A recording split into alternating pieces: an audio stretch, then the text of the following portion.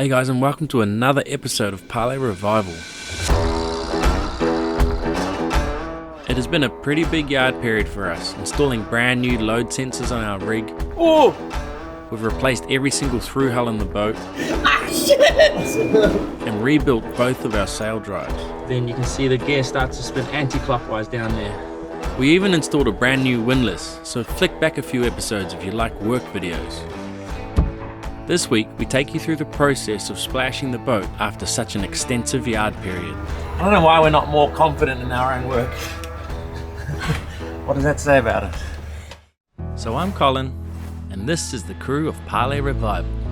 From hurricane damaged, to broken bulkheads, and getting struck by lightning not once but twice, to being the strongest and fastest Lagoon 450 on the planet. We've already sailed 25,000 miles to get here, and nothing is going to stop us from circumnavigating the globe. So subscribe to follow our journey around this beautiful planet. 20 years from now, you'll be more disappointed by the things you didn't do than by the things you did. So what are you waiting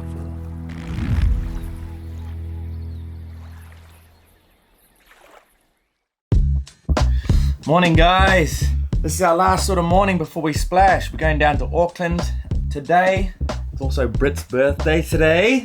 32 years young, still kicking. What did you get? I got new fins and a new mask and snorkel, and these are proper. Is the mask fit? Yeah, nice and tight.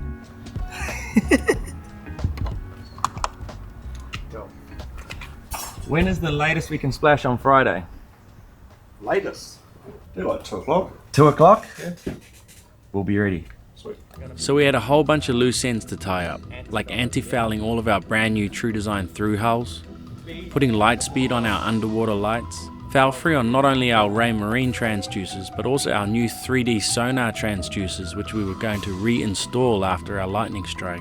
Then we have to glue these plates back up. This sort of closes up that cavity a little bit that comes through the hull where the sail drive is. It was all coming together so nicely, but we had promised our patrons one last meetup in Auckland before we leave for Fiji. Reverse!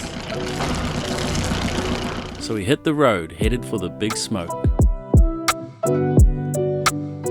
Waiting patiently for us at our Airbnb was Barbs, who had just flown into New Zealand to join the crew again. Get my window down, there's a Barbara all around. And we had all clearly missed her a lot.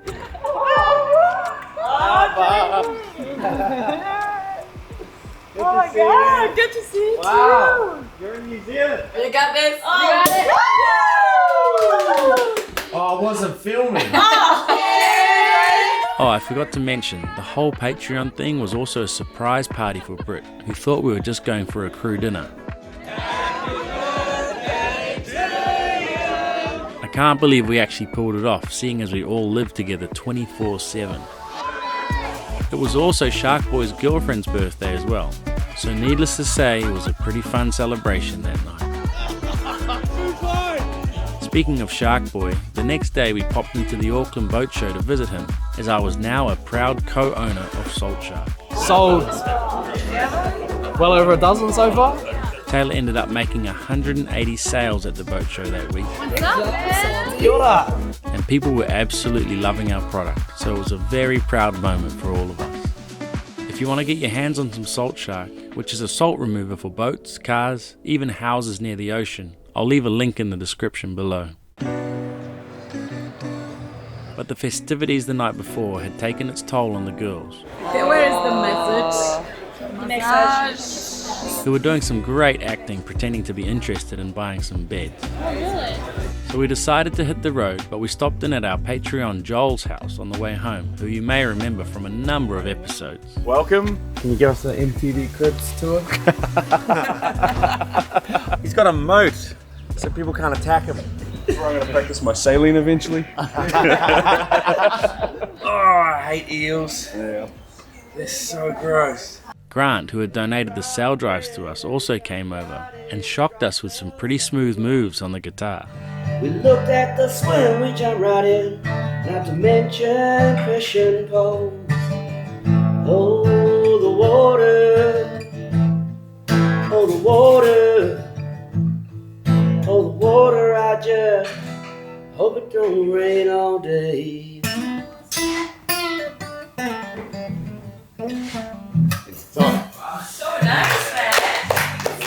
Okay, it's time to put the 3D sonar transducers in. Katie has painted the transducer part with foul free. It's got these two O-rings that seal it anyway, so I'm going to grease those up. I always use silicone grease for O-rings so they don't, like anything with petroleum in it, can damage the seal. That's good. And this is the cap for it. We just keep right here in case it leaks or anything. Ready when you are. We do it? Okay, we're going in. Really nervous about this one. Doing all the through holes obviously is a major. One little bit of silicone missing on one of the through holes or something can mean we have to haul straight back out. So yeah, fingers crossed.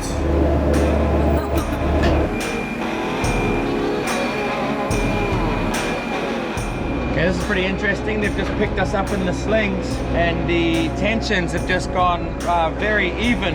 The Cyclops load sensors are reading about 1.5, 1.6 tons right now. So the rig seems like it's settled a little bit just in the sling. So I'll be curious to see what that number is once we're in the water. So if that number obviously decreases, then the boat's probably bent a little bit in the water. But should be pretty minimal because we've got the strongest bulkheads on any Lagoon 450 in the world. What's it like seeing the boat go in the water for the first time? It's so crazy. I'm happy that I can see that. That's my first time. I've never saw that before, so. This is it. This is the moment that all boat owners dread after a big yard period, especially when we had every hole in the boat below the waterline completely redone. There is only one way to find out if we did a good job or not, and that is to drop the whole boat into the ocean. Okay, that's us in the water, so we'll start looking for leaks. Bone dry so far. Should we mess with Jamie or we go down that side and do like a panicky, oh, Jamie?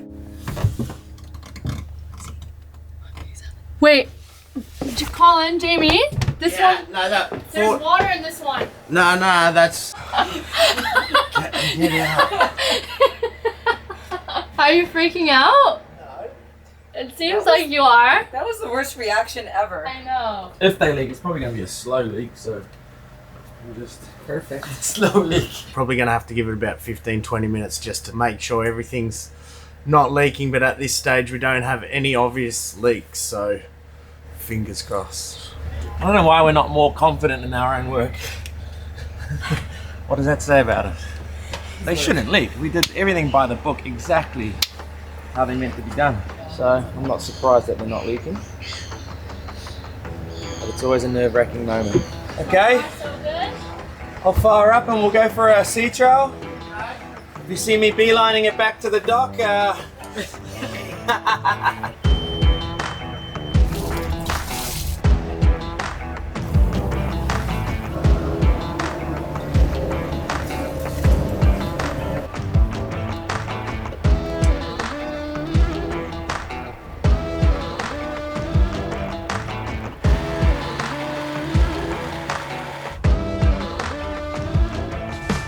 feels good, no vibration.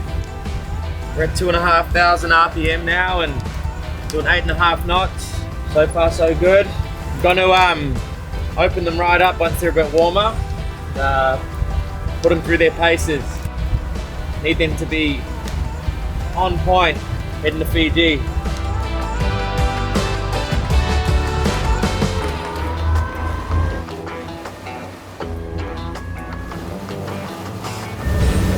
Feels really strange to be just revving it flat out.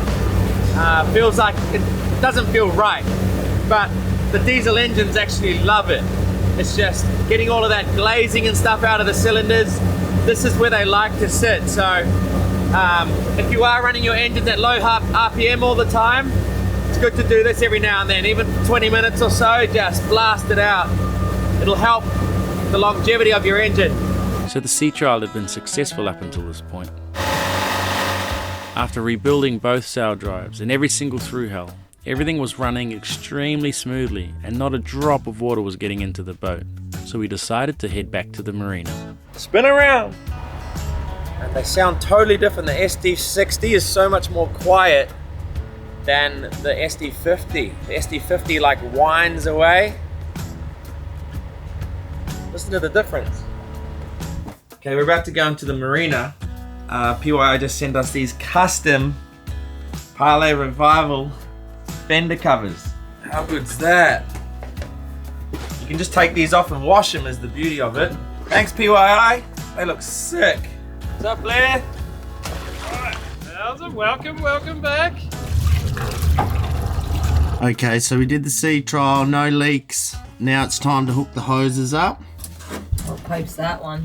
This is your toilet. Is that where the poo goes? Yeah. Should we screw that on real tight? Yeah. Don't want to put it to the real test yet. Nah, not wearing the marina. Barbs, maybe this is a good time to reintroduce yourself. I'm back on Parlay. I've already been here from Costa Rica to Mexico, my first time in New Zealand. So I'm looking forward for the passage to Fiji. And all those who know me a little bit, they know that I really like a clean boat. Yeah, but where to start? It's a mess. Anxiety inducing. Okay, so I wasn't going to talk about this because Corey's my friend, but we've just been messaging a bit and he's like, he wants to take full responsibility. So what happened with that injector pump was that Corey installed it and the keyway wasn't quite in the slot. So when he tightened up the gear, it was out by about 5 degrees. And that's why it was just pluming out smoke, because it put the timing of the injector pump way out. We found that the keyway was just absolutely crunched and it obviously wasn't in the gear properly. So, you know, Corey is a professional diesel mechanic and even the best make mistakes sometimes. In his defense, he was extremely hungover that day. So wasn't firing on all cylinders, so to speak. It's just so good to get a result. So I'm running that engine now. We've made it to the dock here at Port Nical and I just clicked into gear at about 1500 RPM and just gonna make sure that engine, I'm gonna run it for a couple of hours just at the dock here and make sure everything's just hunky-dory. Just listen to that thing just purring away. Boat hasn't been in this good of a shape mechanically for a long time. Everything's just really come together. I never felt good about running that injector pump with used parts inside it. So the brand new one, super happy, and the old one is now my spare, which was running fine. Just didn't feel like I could trust it around the world.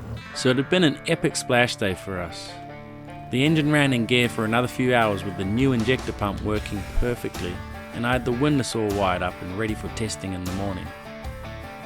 I was glad to have our shipyard period behind us, or so I thought anyway.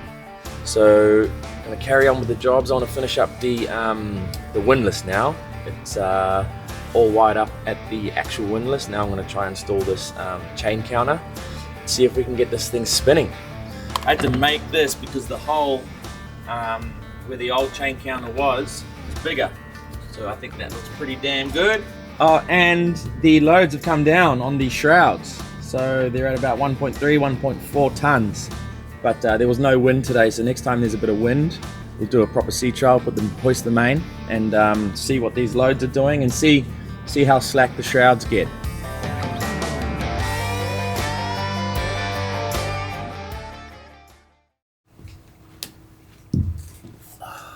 Another sticker for the wall. Port Whangarei Marine Centre. If you guys are coming to New Zealand, it's honestly a really good option to haul out there. They were just super accommodating. It's the best crew area that we've ever experienced in the world, actually. Okay, got it all wired up last night and hopefully it works. The Gypsy comes with the magnet already installed in it from Maxwell. We're just greasing up the shaft and everything now. We'll put it together and then we'll test the chain counter up there. Oh my god. On the shorts. Oh, I'm gonna just get rid of them.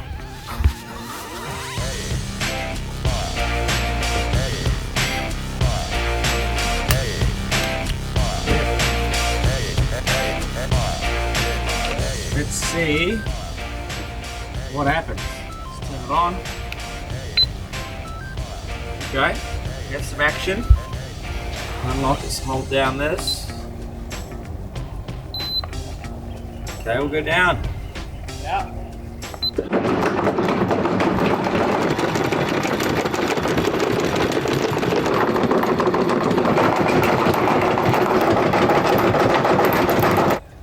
We'll go up.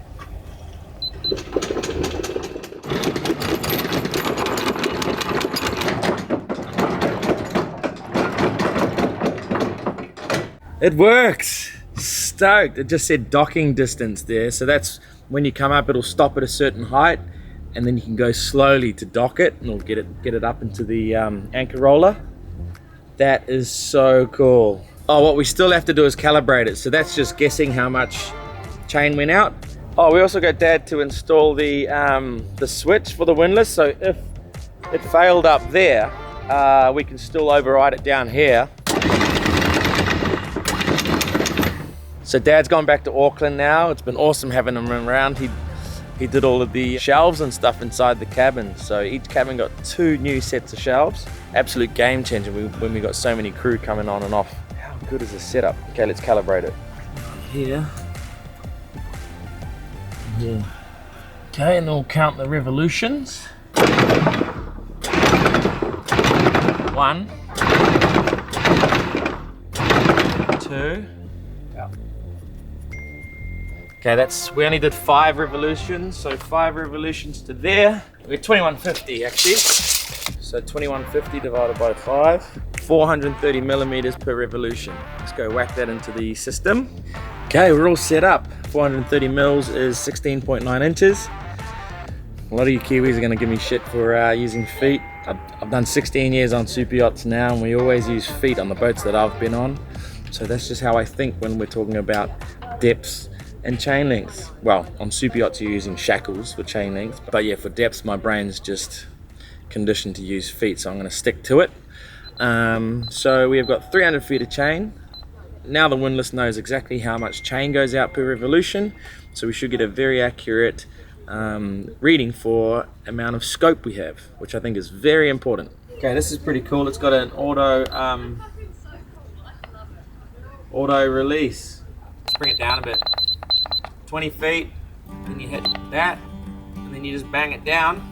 It'll just release it.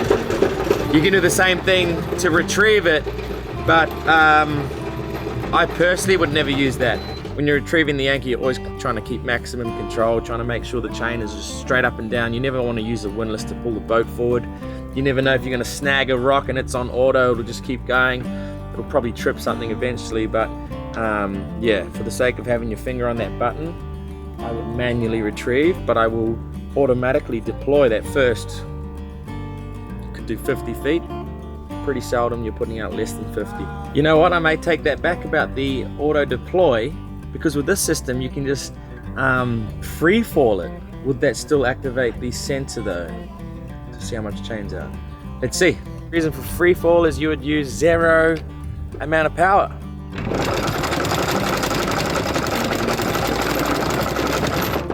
How good's that? It did. So all I would have to do is turn the anchor control on and it counts. So good. Holy crap. So that is a Maxwell windlass with a Chromox stainless steel chain and an ultra stainless steel anchor. That is the best setup on any sailboat I've ever seen. Tell me I'm wrong. By the way, none of this is a paid promotion. I've never ever done a paid promotion. But they do give us the product to install and review.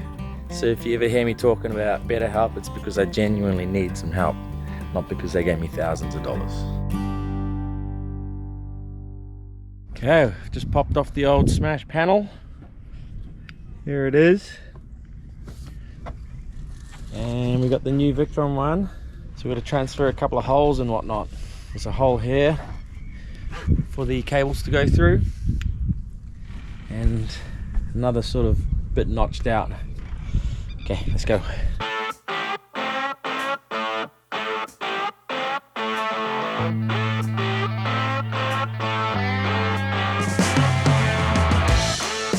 Okay, awesome. That's the new panel installed, and she's pumping out power, even though it's sunset and overcast. Very good. Made such a difference having one less panel. It's almost 400 watts we're losing.